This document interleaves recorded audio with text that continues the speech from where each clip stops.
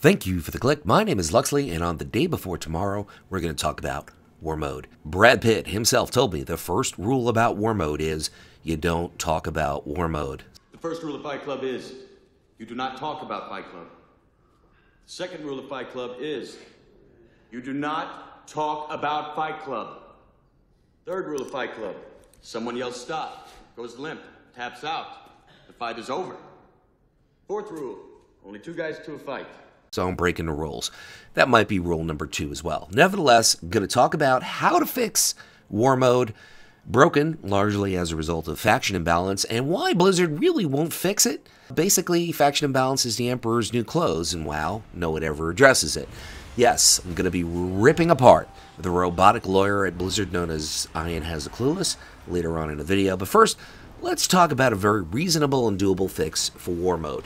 I don't really want to get into the habit of fixing the issues or shortcomings of a multi-billion-dollar company pro bono, but I do love WoW, don't like seeing the game fall from grace without a parachute, and I do believe Warmode does hold a lot of potential.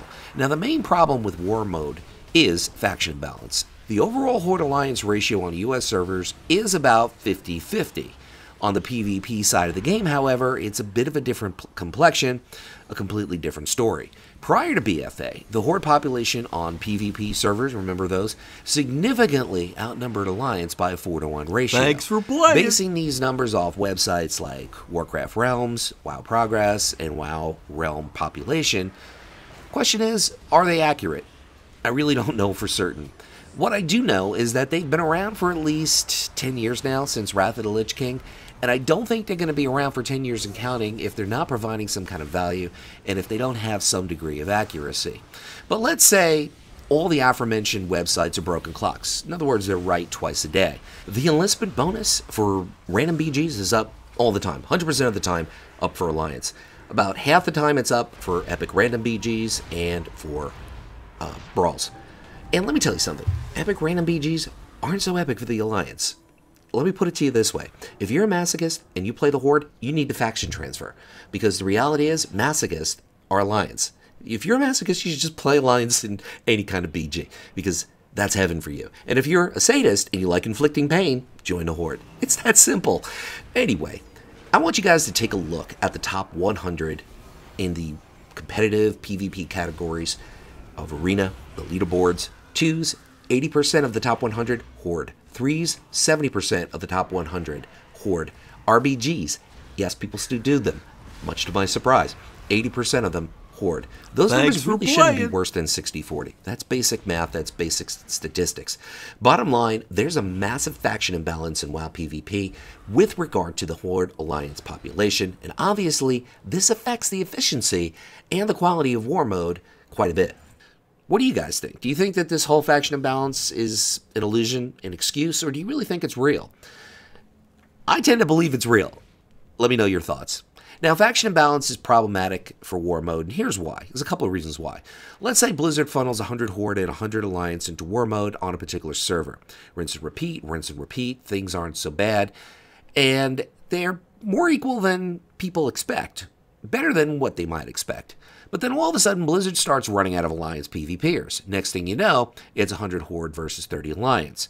You start adding in pre-mades in groups of 10, groups of 20, groups of 40, queuing in, and those numbers really start to get out of whack. Now, on the Alliance side, it's sort of a luck of the draw.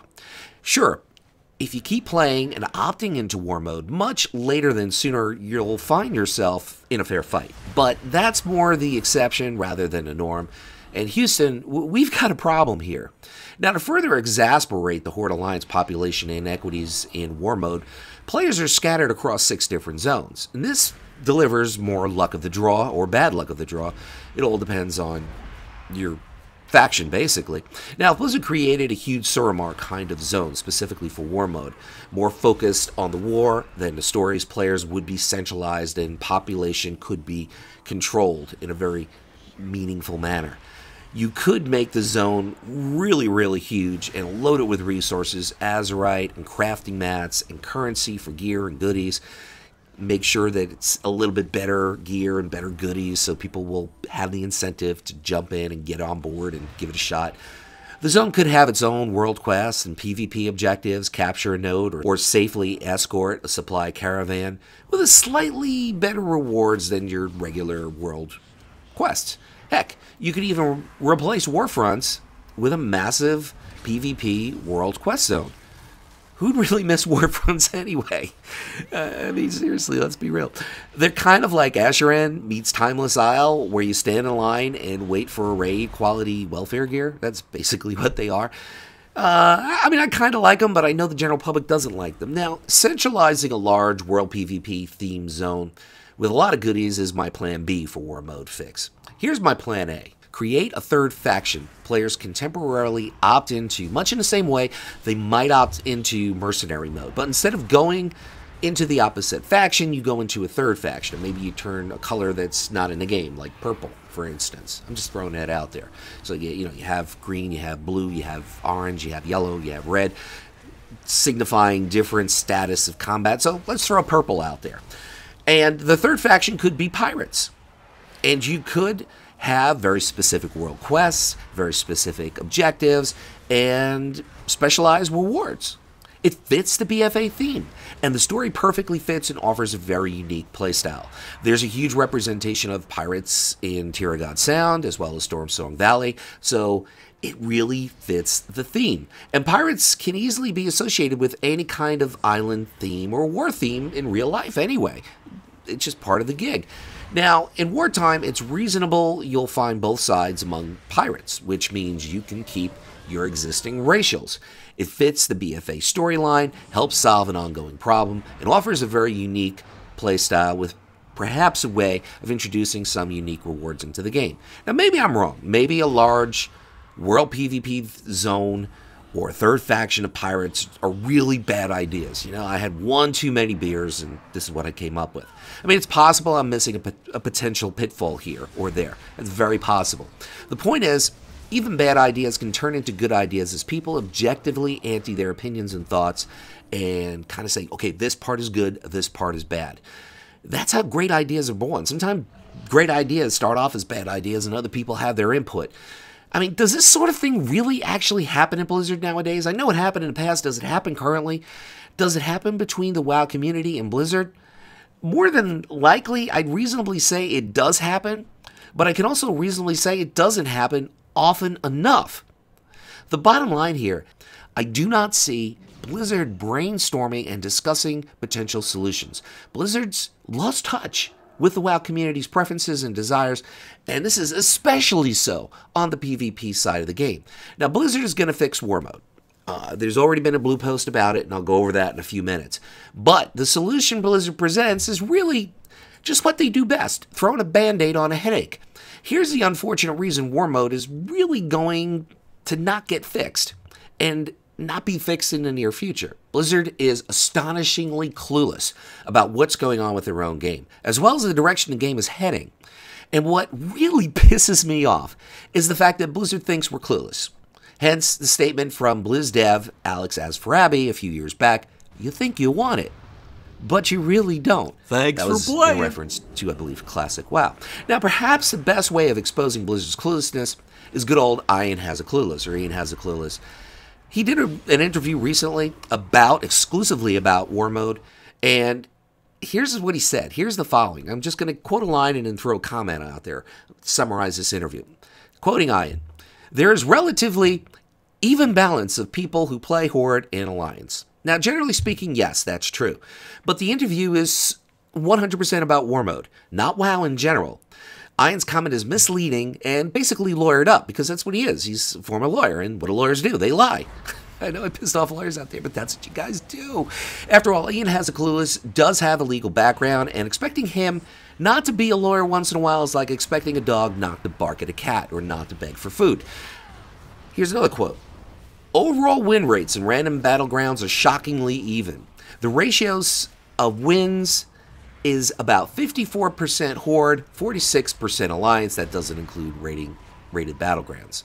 Because it's kind of hard to figure out rated battlegrounds because there's a faction imbalance, and sometimes you have Alliance versus Alliance and Horde versus Horde. Same thing in Arena, hence faction imbalance. Anyway, shockingly, I find this statement to be an outright pathetic lie. Thanks Since for the playing. BFA pre-patch, Alliance losses kind of come in around 80 to 90% of the time. That's been my experience. This is my favorite part of the game, and I'd rather go to a dentist and get my molars extracted without Novocaine than play a battleground. They're just horrible. They are just horrible. And the loss rate is 80 to 90%. That's been my experience. I'd like to know your experience, and be sure that you tell me what region you're on, because this is different. USA servers, European servers, China servers. It's different everywhere. And also tell me, of course, if you're going at it alone or going at it with a group. I'm talking about going at it alone on USA servers, and most importantly, tell me what faction you're playing, because it all factors in very differently. My experience, US servers, going in solo, playing Alliance, a loss rate of 80 to 90%. Now, of course, there's a lot of smart people out there, and they're going to say, the common denominator is you.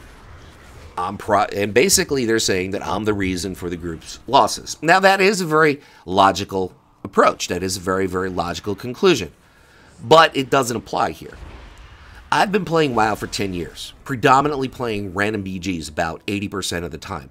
And if I consistently lost 80 to 90% of the time, I wouldn't have played for 10 years. That's the bottom line. Nobody is going to do something they absolutely suck at for 10 years. No one does that. The difference between a random BG and an RBG is that the latter is often more coordinated and focused, and reaction time is significantly faster. If you've ever done an RBG outside of a pug, you know exactly what I'm talking about.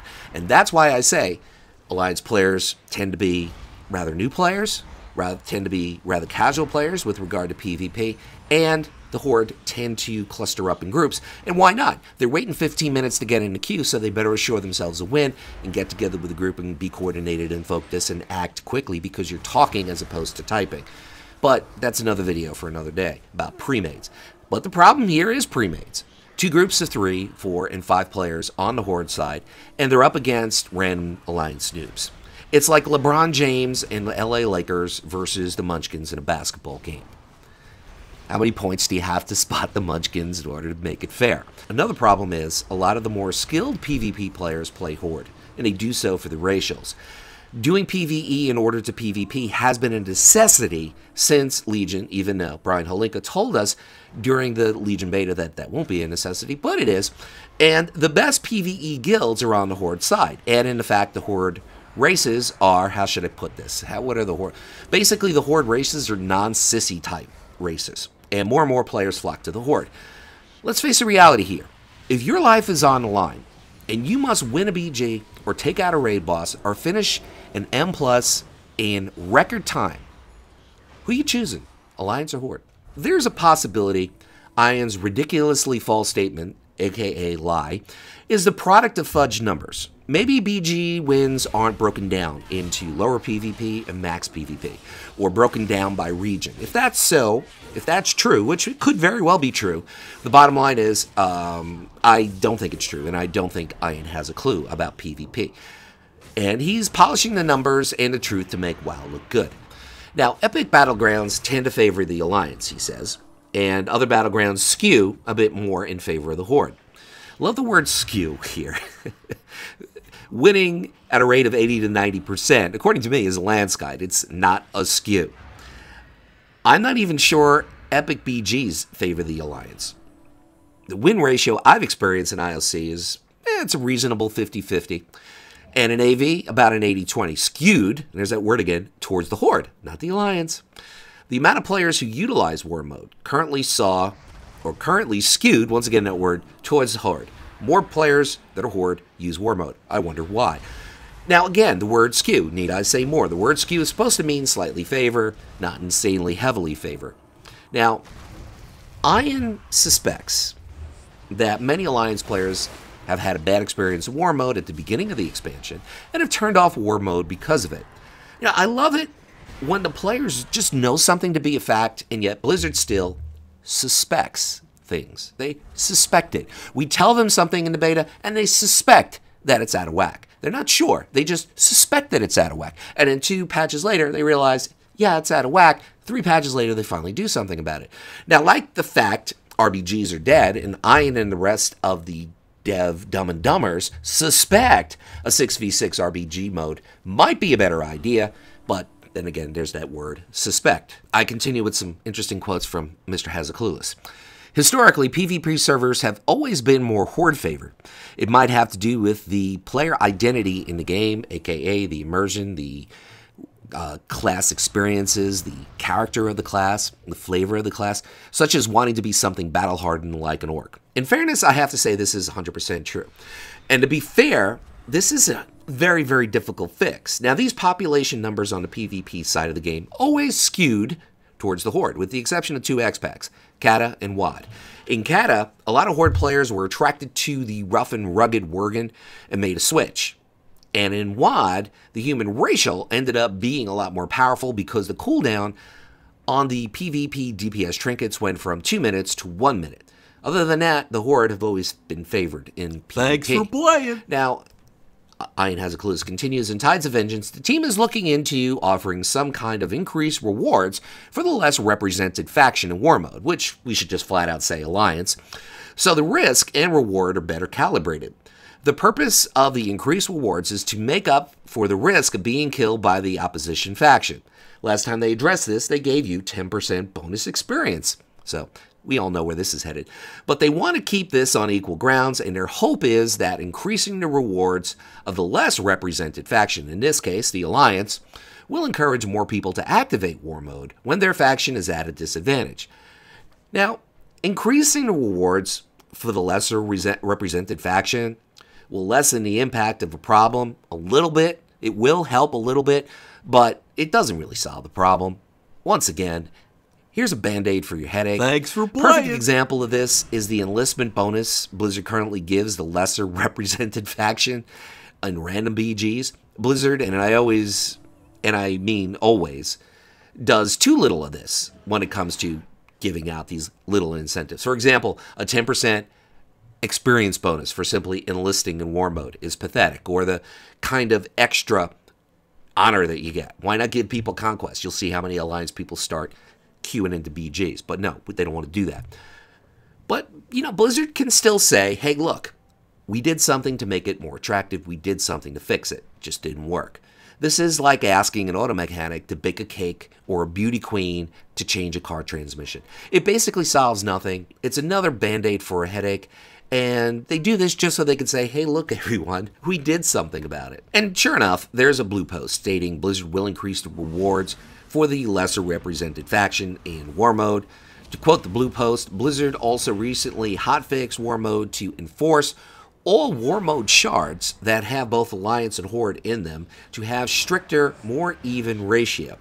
We've been monitoring the results, and so far we've noticed a significant improvement in fair and balanced shards. So much so that it's safe to say that if you are Alliance and you see Horde in the outdoor world in Warmode, you are relatively even at a Horde to Alliance ratio. There are some rare exceptions. I love the way they throw that out there. There are some rare exceptions. In other words, it doesn't always happen, such as when a raid of 40 players enter a zone. It may take a bit for the shard manager to compensate and balance the shard.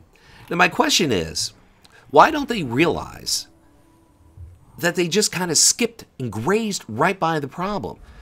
And my other question is, why didn't they implement these stricter measures to ensure an even Horde Alliance ratio in the beta? But then again, I keep forgetting, in reality, we're still in the BFA beta. And when they bring up the rare exceptions of a 40-man raids entering Warmode, they're not so rare. I saw a few videos on this. Savix did one, where it was something like 100 Alliance versus 200 Horde. Because people that are in World PvP know numbers win. And if you can gather a lot of people and jump in, you're going to win. It's that simple. Screw gear, screw coordination, screw skill. It's about the numbers. And I mean, they just graze across the problem, which is pre-mades. Now, since there's a massive faction imbalance of Horde and Alliance players, pre-mades skew the odds and destroy any semblance of balance. Until they acknowledge the faction imbalance, let alone fix the faction imbalance, any solution is really just lip service in action. Faction imbalance is ruining random BGs, which means less new players, hurting competitive rating, and hurting Warmode.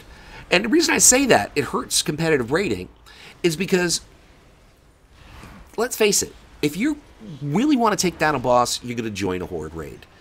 They have better ratios, they have better skill, they're in 80% of the top 20 slots, maybe even 90% as far as raiding guilds are concerned. And since you have to PvE in order to be competitive in PvP, anybody who's a PvPer is going to go to the Horde to raid because they don't want to go into a raid on the Alliance side, be with a bunch of noobs, and constantly wipe. They want to get in, do their business, get it done, get their gear, and move on. So this is an ongoing problem. Blizzard still doesn't acknowledge it. And yes, I offer a potential fix, and it's not something that's going to happen because many reasons, but the main reason is it's too late in the game for Blizzard to start programming all this and designing this, and especially when they have other things to fix, because after all, we still are in the beta. This is Luxley saying, whatever it is by you, whether it's morning, afternoon, or night, make it epic.